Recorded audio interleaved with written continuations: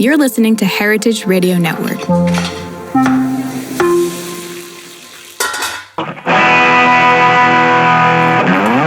Hi everyone, welcome to Potluck Food Talks. My name is Eric. I'm not a chef, and I'm here today with the president of the Michelin Guide fan club, Michael Lin. How are you doing, man? Michael Lin. Oh, it took me a moment to get there. Hey, yeah, my name is Phil. I am a chef. We're here to talk about food and stuff. If this is the first episode you listen to, go back to the beginning. See where it started. We had some crazy comments on the last reels we had, like especially on the one where you're roasting allergic people, which I think is very discriminatory from your side. Wait. Hold on. Don't take the things that I say out of context. I wasn't roasting allergic people. It's not their fault for being allergic to something. But it is their fault if they don't handle it in a good way. There were some comments of people saying like, well, if you say that or think like that, you know nothing about hospitality. You're a monster. Which made me think, what is hospitality in the first place? What is your definition of hospitality? What does it mean for you? What does it mean to me? It's a very good question. I mean, hospitality can be so many things, right? Exactly. It's like one of these big words, like design, define design. There is not like a single definition Fine or art dining. or poetry. These are these big words that have many nuances and meanings. But what could be a valid definition or a set of definitions for you on hospitality? Yeah, I mean, Eric, you've known me. How long have we known each other now? A long time. 12 years, something like that, at least. Oh, more, I think. Much longer. Almost 20 years, I think. Yeah. I'm not, big words aren't my thing. I'm a simple man. They confuse me. Hospitality, I think, in terms of cooking also in restaurants, right? What is one of the most beautiful aspects of cooking? It's nourishing people. It's an extension of kindness and of care in a broad term, and that can mean many, many things. I think it's a very, very beautiful thing. It is like you come into my space and I welcome you and let me do something for you. Let me do something for you, right? What that means can be like very broad, but I think that is a general thing. I think it is in its essence a kindness and a type of care. Okay, nice. What's yours? It's not a common used word in. Do you say hospitalian in English? No, I don't think so. Not right. Or also not in German, right? But in Spanish you say hospitalario, which is something, and it's you use it mostly only when you have guests. Like when you have someone at your home and you treat them right. Yes. You're hospitalario.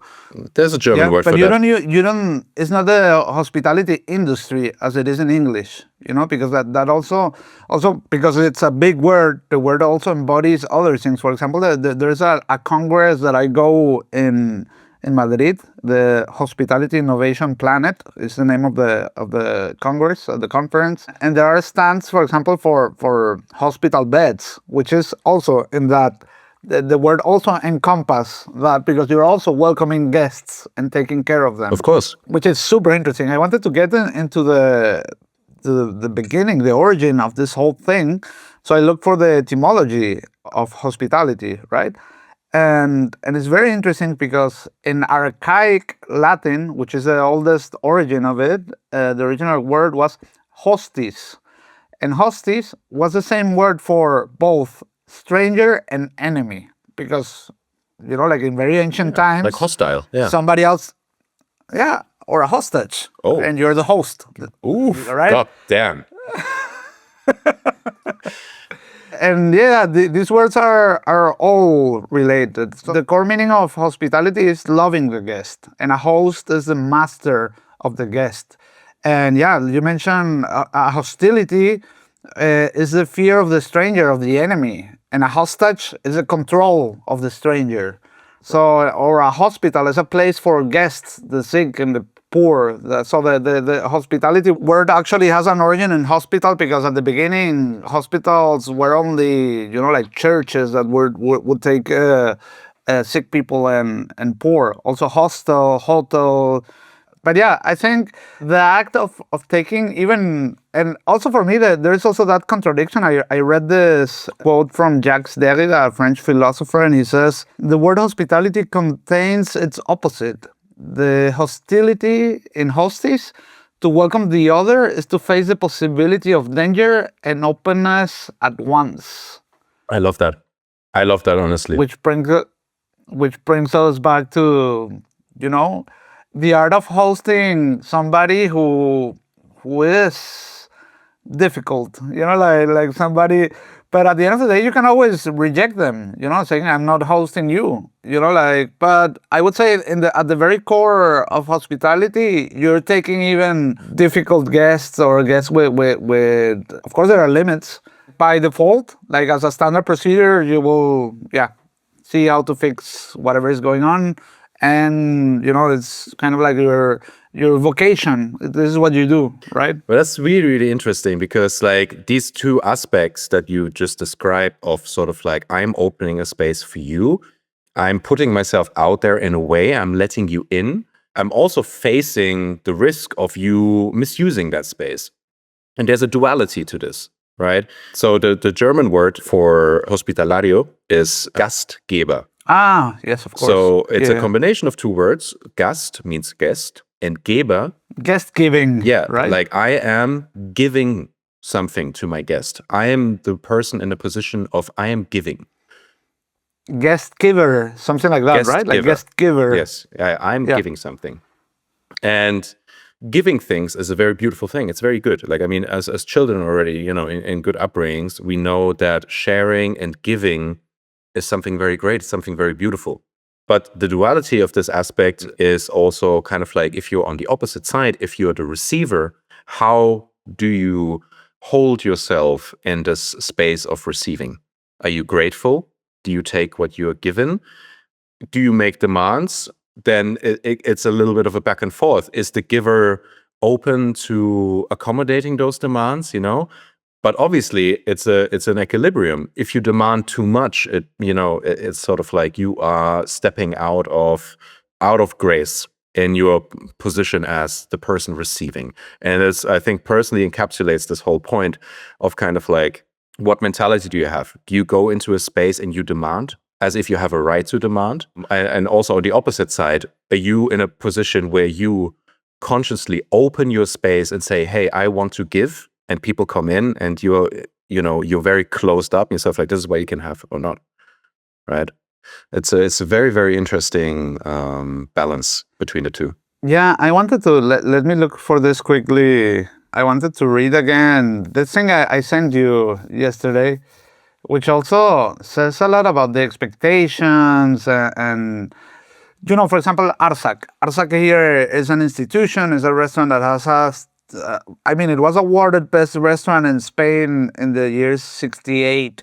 Okay, now Juan Mari's daughter is running the place, and I remember that 5 years ago, this was still top one on TripAdvisor. It was the one with the best reviews on TripAdvisor. Really? And just recently, I came across a list of it said like I think 3 Michelin star restaurants that have actually bad reviews or something like that, and Arzak was there. Yeah. And I've read bad reviews of. I've never been to Arzak. Something I'm interested in nowadays. Maybe I would have been interested 20 years ago. Yes. The thing with Arzak is I've heard a lot of people being disappointed or these kind of things. I saw this and I was, let me check again 5 years later if they're still number 1 on TripAdvisor, and they went down to number 14, something like that. And you're reading that and you go along and let's look for the bad reviews. I want to read the bad ones first to see what people say. Mm-hmm.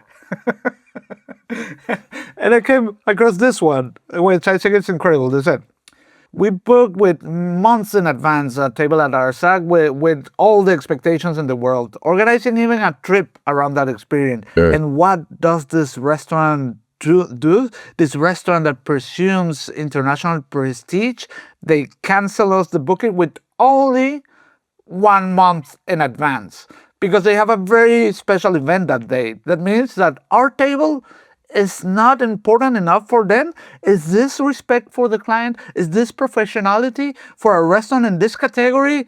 This is just not serious, respectless. They have made us feel secondary. 1 star. I mean, I get it. I get it. I get both sides. I sometimes there are situations like this. Dude, 1 month in advance. 1 month in advance for you is not enough to call a table off, even if it's a 3-star.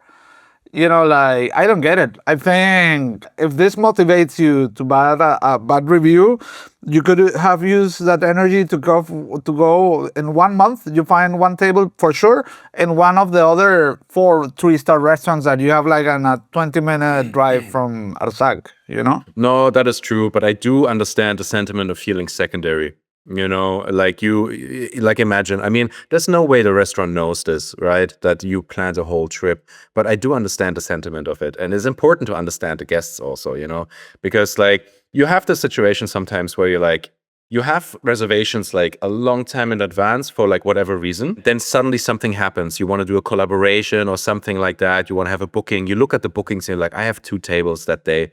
Like maybe I can move something around. There's ways of handling it. You call the tables, you say, hey, can we offer you a different day? Can we offer you like the day before, the day after? Can we like do something for you, right? To try to make it work. Like it does happen. But I do understand also the sentiment of feeling secondary. Like I get it. But apart from that, Arzak, what's happened at Arzak in the recent years? You know, I mean, Arzak has lived off, I don't want to talk trash, you know, I mean, Arzak is Arzak, he's a legend. But they have lived off their reputation that they've created, as you say, 20 years ago. And until they've not moved on. Or 50 or 60 years ago. Yeah. The reputation goes that much back. Yeah. But they have not, it's so important. Like we were talking in the restaurant yesterday about having to move forward. You know, you can't just like do what you do and then stick with it and never evolve. That's not going to work. That's going to work for maybe a couple of years. But in today's world, 5 months down the line, nobody cares anymore. I know what you mean, but there's something that maybe you don't know because it's something that like not everybody knows, and I think it's very interesting. You know, Arzak was cooking classic until the year 99. Mm-hmm. Yeah. He was doing super classic cuisine. I know. And he actually met Ferran Adrià, and for that reason he said, now I want to become Avant-Garde. And he started doing like this crazy avant-garde, artistic, creative food, playful, and so on, which was the Arzak of the 2000s, which I think is the Arzak most of us like the most, you know, like. Yes. I've never been a huge fan of Arzak, and I can tell you why. Because I believe that Juan María Arzak must be an amazing chef, you know, especially when it comes to like classic Basque cooking, you know, Nouvelle Basque sort of cuisine. And pivotal also like for that periods and for the location. For the Spanish avant-garde. Absolutely. Yeah. I mean, like also later, and also earlier. Yeah, he was a major figure in the 2 most important movements in Spanish culinary, you know, Nouvelle Basque and Spanish avant-garde. Yeah, but, you know, then he incorporated things that for me, they're not my style, you know, they're a little bit sensationalism. Like, hey, eat this seascape and listen to sea sounds on your ears. It is, while I feel like it is important for people to explore this, you know, it's important to explore for the sense of exploring and for the sense of trying things out. I remember in 2013 when I was at Mugaret's, we went to a talk like by the Basque Culinary Center, and Arzak was showing a dish. And he had this like crystal ball, he called it. One of his dishes called the crystal ball. Like it is, you know, this thing that a soothsayer has, like where she sees the future in this crystal ball. Mm-hmm. And it was basically like a big ball of cotton candy with something inside, and he would put it on the plate, and then he would pour this like hot chocolate sauce on top, and it would like melt the whole bowl, and it was like something underneath. And I was sitting there, and I was like 20 years old, right? And I was like, man, like I would hate to eat that. I would absolutely hate to eat that. And you still see, I mean, this is the thing also, like just the other day, I saw a dish from a restaurant today that were doing basically the same thing. And that is cool that he did that. And people are still doing it today. It's sort of like cotton candy, they pour a sauce over it, it's gone, right? But at the same time, I'm kind of like, well, the idea is maybe like interesting and funny, but like how is the actual eating of it? Because do I want to eat, cotton candy is just sugar, that's it. Like, do I want to eat an ultra mega sweet, like chocolate sugar soup? I don't think so. And this is always the thing where the two worlds, they never connected for me. You know, with El Bulli, when I see El Bulli, I never went to eat at El Bulli, unfortunately, but I see dishes and I'm sort of like, that is very interesting. At the same time, it looks delicious, right? I feel like it would be really nice. And that's where the two worlds, they come together. But there, I never really felt that. By the way, we haven't talked about... Ooh. Yeah, tell me about it. How was it? The collaboration for... Wow. I mean, we should remember that this is a podcast and people don't see what you're showing. So Eric just held up a menu from a collaboration dinner that you went to between Josh Niland, the fish wizard from Australia, and another fish wizard, Elkano. Well, first of all, Fernando called. He said, dude, we have to go. It's next week. There are still tables. Let's take one. So the Basque government with the Basque Culinary Center, they organized this. It's like a community to promote Basque seafood cooking here that is called Talaya. And they got also in the, you know, like in accordance with the opening of the new building, they brought like all these chefs from all over the world. And among them was Josh Niland, who's part of the International Advisory Board. And as far as I know, Susana Nieto organized the pop-up. So suddenly you have a pop-up of Josh Niland cooking at Elkano. It's the second time ever that someone that is not from Elkano cooks at Elkano. What was the first time? He told us, like we asked him, he named someone that I didn't know. But yeah, we asked, I told when we went. So then we're organizing this, and Fernando says, hey, I have an extra table. Can you find someone? And then I started calling people, asking around, and then suddenly Sebas from Kai Sushi Bar, he was going on his own because he didn't have anyone. So he joined the table. Amazing. So suddenly we have like the best sushi chef in town with two fish wizards cooking for us. It was really, I think, top 3 experiences I've ever had in my life. Wow. And in that package, I would say Echevarri and Noma are in that package, you know, like, and dude, it was incredible because you would have dishes from Niland and then from Elkano, one after the other. As soon as we arrived, we asked, I thought, like, how are you feeling? And he was like, I'm so nervous, but I've never been nervous. It's my own restaurant, you know, like. Oh, that's so precious. Yeah, and that guy, you know, he's so humble and so cool. I think since we're talking about hospitality, I think he is hospitality embodied in a person. You know, like you see Aitor Arregui, yeah. You see him serving the grilled fish and explaining, you know, the currents this fish swimming, the nutrients they had, and they cook basically with what got in from the fisheries that they know well you know they have like such a close relationship with the fishermen. Yes. Like their main slogan is, to cook well you have to buy well. So their 100%. Their main ambition is to be the best buyers and to get the absolute best fish money can buy. Yes. You know, and then they just grill it. They grill it like it really has this going there. It really has this connection with primitive aspect of grilling. Primal. You know, as you're walking into the restaurant, the whole fish is the first thing you see because they're leaving it outside to get temperature before they throw it to the grill, which is the very traditional Basque way you will see. And then we walk into the restaurant. Also, everybody was there, journalists, and you know, a lot of people didn't want to miss that dinner. There were also even some dishes that were, I think, the chipiron, that Niland did the chipironas as like a raw chipiron, and Elkano did the sauce, so they were mixed. But then some classic of Elkano. One of my favorite was the bone marrow from Mero. Mero is, how do you say Mero in English? I think it's a grouper. Mero. So they call it bone Mero. Yeah, nice. What I like about Elkano is that a dish will be, you know, maybe just the legs of the lobster or the parts that most people will discard. That's what they serve you. and they tell you how to eat it, and they give you, this wet napkins so you can eat with your hands. And really, that's what I mean with the primitive aspect of eating grill and getting your hands dirty. I have my notes, but I don't remember all the dishes. There was one with seaweed that was amazing, of Josh Niland.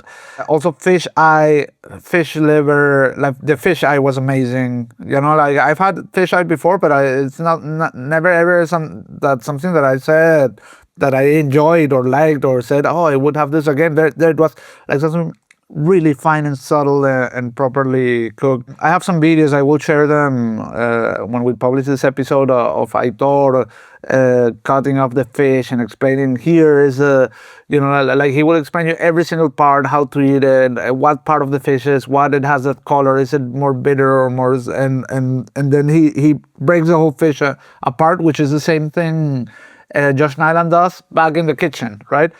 And maybe one of the most impressive things of the dinner was dessert, because I think we talked about this 2 episodes ago when we were talking about savory desserts. Like, are his desserts fishy or not? And I really wanted to solve this mystery, and that was the first time he came out to talk with us, and he says, like, well, what we did here, it was like a tartlet, like a shell full with berries. Incredible berries. They're now in season. Like really, it has to be, like, tartlet wise, maybe the best I've ever had. Like having a shell with stuff inside. It was that, and a bowl of vanilla ice cream on top. And he comes and he explains that if I'm cooking, there's fish, but the ambition here was not to do something that bring fish flavors in a dessert, but to use the whole fish and all its functionalities for everything you can do. So what we did is we took the collagen out of the fish. I don't know what they did, but it doesn't taste fishy. And they use it as a protein to emulsify the ice cream. Basically, that's what they did. So if you think about it, there are many gelatins that are made out of fish, not only of pork, and they're not fishy at all. So it was basically a vanilla ice cream, not fishy, with the berries. And then the funny part is Sebas from Kai Sushi, who for him fish is his mother language as well. He was eating and he's telling me, like, dude, my brain doesn't know what to do. It's going to look one side and it's like I'm tasting the umami of the fish, like in a very subtle way, but no, you're not supposed to go there. You're supposed to go, it's supposed to be sweet and dessert, and yeah, that was it. Like, an incredible experience. Also, the sommelier gave us some incredible wines. It was really, really nice. I really, really enjoyed it. We should go to Elkano, man. Man, I really want to. I have to. But hey, this again brings me back to, like, hospitality, because that is also hospitality, inviting somebody else into your space and, like, the collaboration. Because, maybe this is something that we need to add to the thing of hospitality. It's the collaboration aspect. There is a collaboration between host and guest, right? In the perfect world, right? It's a giving and a taking from both sides, and I don't mean product and money, right? A sort of like experience and a feedback and an exchange, and I think that is a really, really important aspect. And I mean, sort of like Josh Niland from literally the other side of the world, 2 people, Aitor, right? As humble as he is. International reference for fish cooking. I mean, amazing, right? Complete expert in what he does.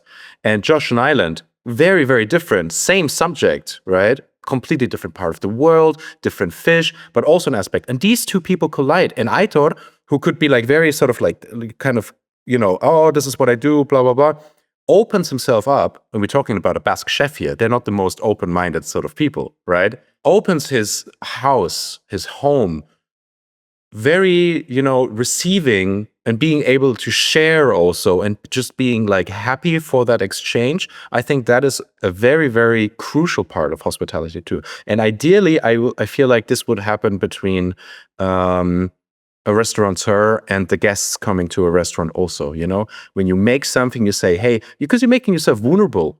You know, this is the hostility part also. You're kind of like, I'm opening my space, but also I'm giving you something from me. I've made this for you. There's part of me in it. How do you receive it? And some people like take it. How do they respond? What is the feedback they give you? Ideally, it's very productive and it's very beautiful, right? I think that's maybe something to be taken away from that. Yeah, also something very interesting is that they cooked, he did cuts that they say, we've never seen these fish cuts here. You know, like he's saying that. And when we were talking, I was like, dude, this guy is such an absolute next level nerd. You know, like, I think that was pretty cool. But yeah, amazing experience.